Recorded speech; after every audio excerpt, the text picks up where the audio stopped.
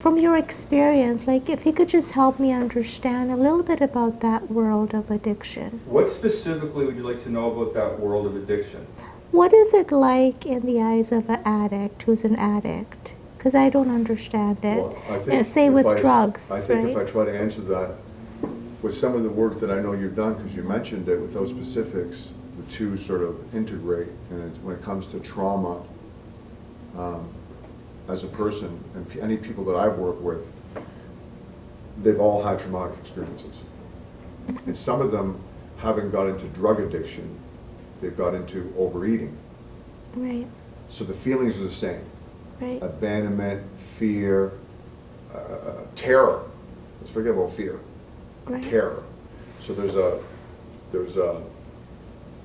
a split that happens, and I think you can use it in your own life to some degree by listening to your story, right? Being traumatized, right? You lost that self-confidence, right? You were bullied.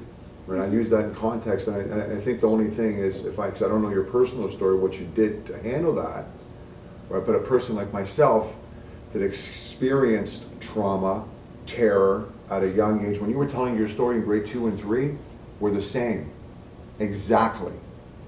I'm Serbian, they couldn't say my last name, they used to kick at me, poke at me, and in grade 4, I don't know what happened, I got bigger and I fought back. But the truth of the matter is that trauma still lived within inside me, and the way I dealt with it was through sports, to start with. At a young age, I started to work out and get successful in playing and playing. And then it was girls, it was sugar, candy at a young age. And then there's that time when I got introduced to marijuana, and that was like an A-bomb, a firecracker that ignited everything inside me. And what I meant by that, when I smoked marijuana, I started feeling confident. I didn't feel ugly. I didn't feel stupid. I didn't feel like a weakling. All these things that I felt, because obviously if you're in grade 3 and you got 4 or 5 kids beating you up, right? Of course you're going to feel weak. Of course you're going to feel defeated. Right? Yeah. So when I smoked that marijuana for the first time, it was an integration that happened between the broken part, right? And I just felt good. So from feeling good to give you the life of an addict, something that made me feel good, I don't know at what point it didn't do that job anymore. I wasn't feeling good. Now the drugs were making me feel sick. And I couldn't live with them and I couldn't live without them. So I was basically screwed, to put it mildly. So the life of an addict is just really a life of being broken, Mm-hmm. right? It's like having a piece of glass that you see it shattered, if you use that analogy. Yeah. That my life, even with the stuff that's going on right now, I have none of that.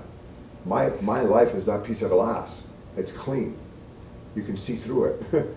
Even though I have this trial, even though I have mortgage, I'm free. That's Come back to the question.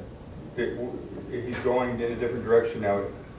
What would you like to know specifically about the world of the addict?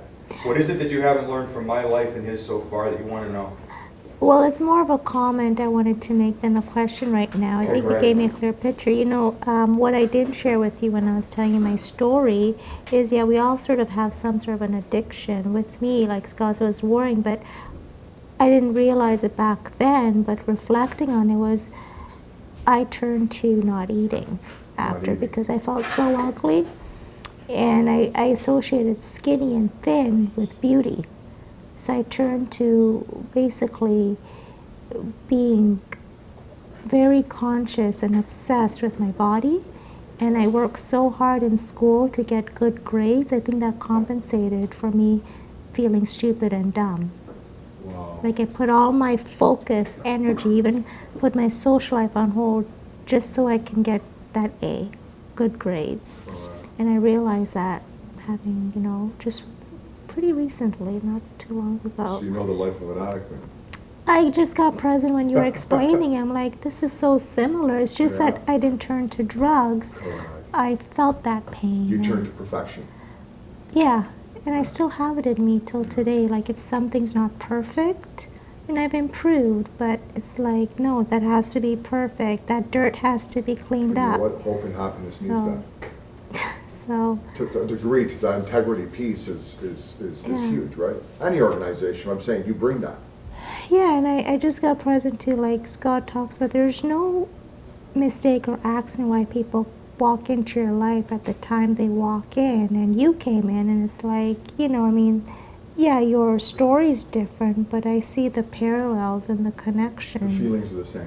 The feelings of terror, Yeah. fear, and when you said that's the addict, it's like that underlying terror, fear, but they just cope in different ways, turn to different things. I guess for me, I'm not like experienced. I don't know what's the right word, but I just want to be more aware of the drug part. What makes someone turn to that drug, you know? And I know it's like an escape, whatever, because in my profession, I've had people come who are grieving, but at the same time, they're addicted to some sort of a drug, right?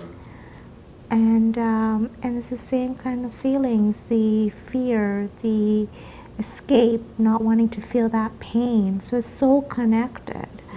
You know, and you talked about, you know, the recovery includes art and everything like that.